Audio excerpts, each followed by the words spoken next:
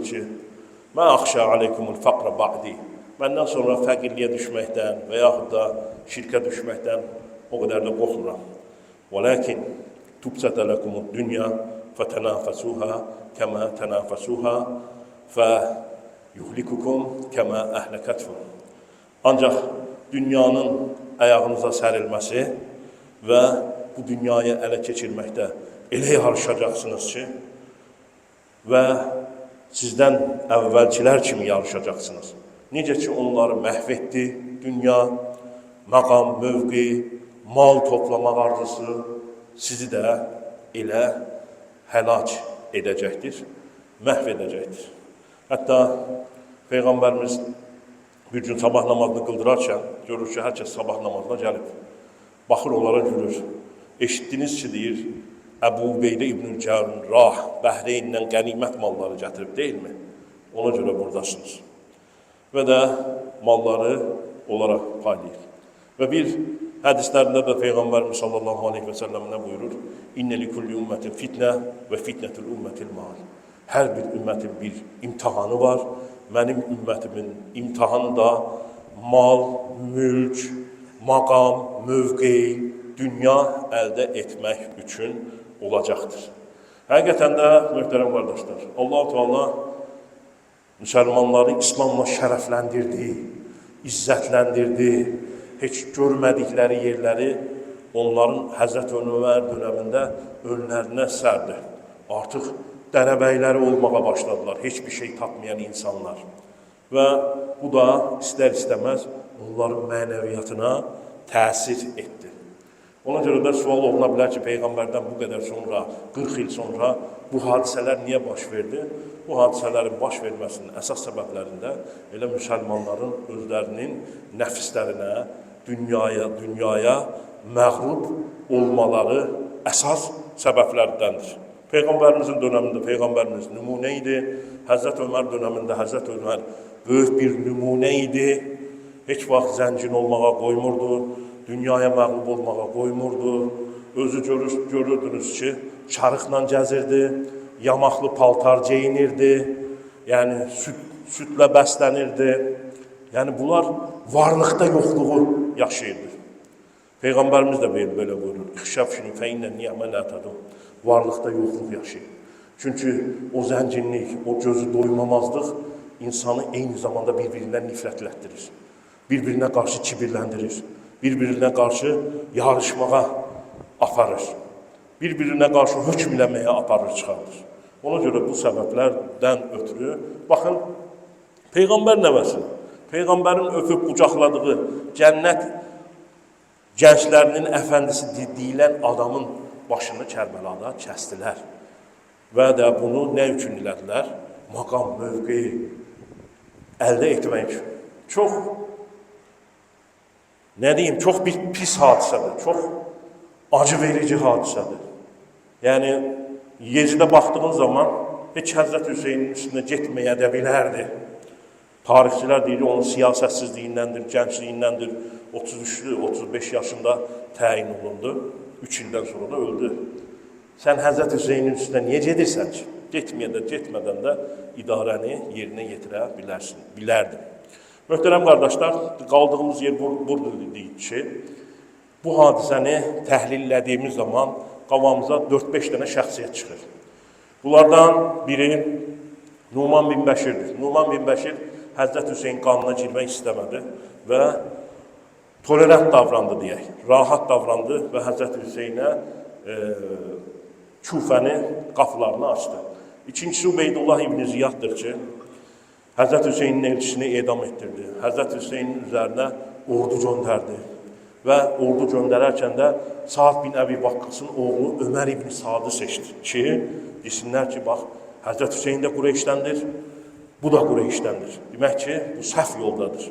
Və Həzrət Hüseynə dedilər ki, sən bağısan, sən xəlifəyə qarşı gəlmirsən. O da deyir ki, mən atamın mirasına gəlmişəm, burada aldatma vardır, burada insanları doğru yoldan çıxartma vardır. Ona görə də, möhtərəm qardaşlar, nəticədə Ömər İbn-i Səəddə nə ilə aldadıldı? Rey valiliyinə. Ordusunu hazırlamışdı, reyin üzərinə gedirdi. Ubeydullah ibn Ziyad dedi ki, əgər oranı almaq istəyirsənsə, birinci gedib Həzrət Hüseyni həll eləməlisən. Bacısının oğlu deyir ki, nə bağda gedəsən dayı, qiyamət günündə Peyğəmbərin üzünə nə ilə çıxacaqsan, nə ilə gedəcəksən sən onun qabağına. Ömər də çox düşünür, axırda demək ki, dünya hərisliyi ona da qalib gəlir. O da 4000 ədəd qoşunu götürür, onun üzərinə gedir. Üçüncü şəxsiyyət Şimir bin Zilcəbşəndir ki, o da Həzrət Əli tərəfindən döyüşən insan olsa bile sonradan mal, mülk toplamaq arzusu ona da qalib gəlir, keçir o tərəfə. Və o da Həzrət Hüseynin qanına girənlərdəndir. Möhtərəm qardaşlar, burada imanla hərəkət edənlər var. Mal, mülk əldə etməklə hərəkət edənlər var və öz qəbiləsinin arxasıca gedənlər vardır. 3 qrup insan vardır. Həqiqətən bu dövrdə İslamiyyət heç vaxt ölməyib. İslamiyyət heç bir zaman, yəni cürbəcür hadisələr olsa bile sağlamlığını qoruyan, onu yaşayan insanlar vasitəsilə də bizə gəlir.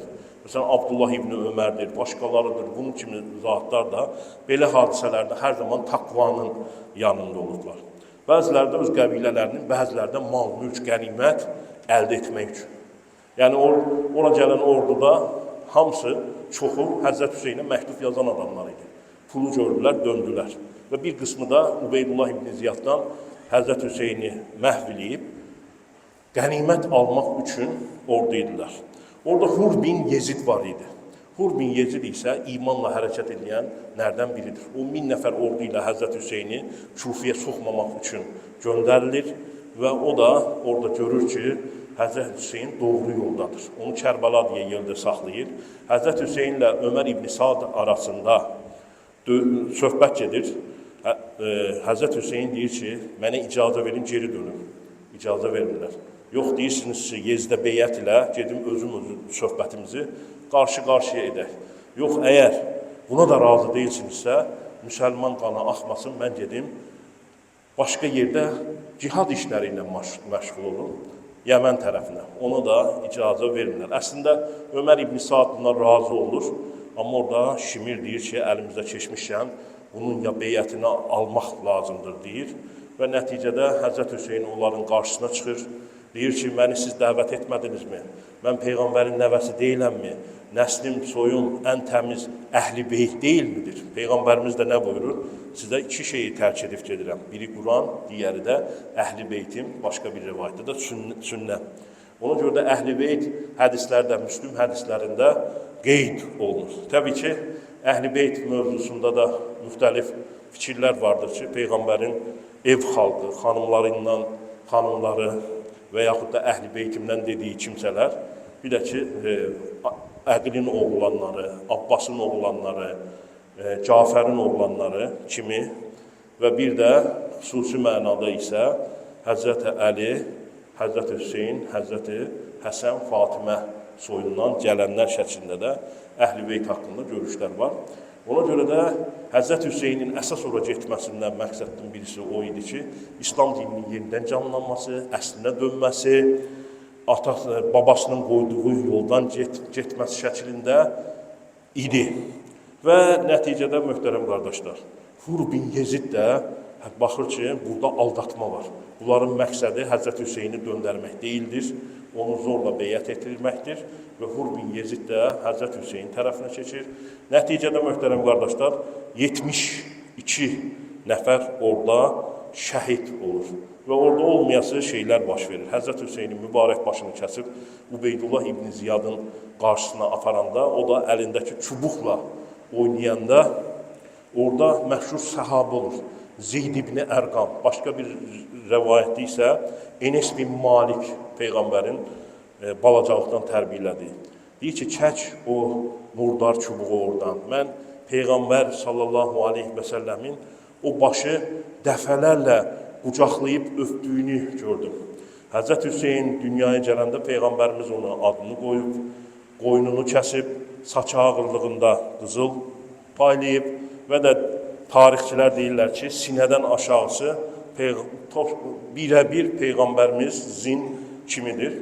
Və də o məscidə gəldiyi zaman Peyğəmbərimiz sallallahu aleyhi və səlləm minbərdən düşüb, onları öpüb, qoxlayıb, sonra qalxıb xütbəsinə davam etdiyini söyləyirlər ki, ailəniz sizin üçün bir imtahandır. Necə də Ankəbut surəsi 15-ci ayədə Allah gözəl buyruq deyib, xütbəsinə Peyğəmbərimiz davam edərdi. Ona görə də möhtərəm qardaşlar, biz və Zeyd bin Ərqam çıxıb Küfəlilərə də səslənir ki, Fatimənin övladını qətl edib Mərcanənin oğlunu başına gətirdiniz. Möhtərəm qardaşlar, Yezidin bu hadisədən üzüldüyünü söyləyirlər, amma biz tarixi faktlara müraciət edib, obyektiv baxmaq məcburiyyətindəyik. Bu hadisədə Ubeydullah əgər peşman olmuşdursa, Ubeydullah bin Ziyadı cəzalandırmalıydı. Cəzalandırmır, vəzifəsini 2 qata çıxardır. Həm Küfə, həm Basra valiliyini verir. Həmçinin Ömər ibn Səad Rey valiliyinə gedir. Demək ki, bu yalan söhbətdir. Nəticədə nə olur? Nəticədə kimsənin bədbəxtliyinin üzərinə xoşbəxtliyini qura bilməzsən. Yezid ölür, ölümü də məchuldur ki, kim öldürdü, heyvan üzərinə hücum elədi, ovda ikən atından mı düşdü, öldü. Muxtar Əs-Saqafi deyə bir adam çıxır, Ubeydullah ibn Ziyadın da başını kəsir. Ömər ibn Səadin də, yəni o cinayətdə kimlər varsa, onlar elə bilirlər ki, saraylarda gözəl yaşayırlar, amma 1-2 il içərisində hamısı ordudan getdi. Möhtərəm qardaşlar, orada bəzi qruplar vardır ki, təvvabın ortaya çıxır. Sonradan gedirlər Həzrət Hüseynin cəsəd üzərində, qəbr üzərində oturub, günlərcə ağlayırlar, sonra tövbə hərəkatı çıxır. Yəni bunu siz dəvətlədiniz, əgər şeydirsə Həzrət Hüseynin yanında döyüşərdiniz. Və hadisə bundan ibarətdir. Möhtərəm qardaşlar, biz hadisəyə tarixi nöqteyi nəzərdən baxıb, obyektiv dəyər verib, ona görə, yəni Həzrət Hüseynin haqq yolda olduğu, bir Peyğəmbər nəvəsində heç bir zaman buna rəva görülməməsi gərəkdiyini və bu hadisələrdə nələr olduğunu bilməliyik. Amma, məsəl üçün, deyək ki, indi bunlar necə? İnsanın özünə ziyan verməsi dinimizdə haramdır. Yəni, özümüzü kəsərək qan çıxartmaq, başımızı yarmaq, etmək, sanki o hadisəni yaşamaq kimi, bunlar dinimiz nöqteyi nəzərdən doğru qəbul olunmur. Əgər, məsəl üçün, bu hadisəni qeyd edib nəsə etmək istəyirsənsə, xəstələrə qan verərəkdən bu hadisəni o şəkildə topluma, cəmiyyətə fayda edərək şəklində. Yoxsa özünə əziyyət verərək. Yəni, bu eyni ilə nə kimi? Əvvəlçilər kimi görünür ki, Həzrət Hüseyin yanında olurlar, sonradan peşmançılıq hadisəsi kimi olur. Ona görə də düzgün. Demək ki, möhtərəm qardaşlar, yəni vəzifə üçün məqam, mövqe insanı yiyən qurtlardan biridir. Allah-u Teala bizi bundan qorusun. Maqam, mövqe. Çünki keçici dünyadır. 3 günlük, 5 günlük dünyadır. Gördüyünüz kimi də keçdi, getdi. Ona görə də Peyğəmbərimizin həyatı bizim üçün bir nümunədir. Yəni, dünya qantaratun fa'buruha və la ta'muruha. Dünya bir körfüdür. Körfüdən keçməyə çalışın. Ucu evləri Peyğəmbərimiz tikməyə qoymur. Niyə? Çünki sən burada qalıcı deyilsin. Allah-u Teala, möhtərəm qardaşlar, hadisələrdən ibrət almağı, doğru yolda getməyi cümləmizə nəsib etdirək.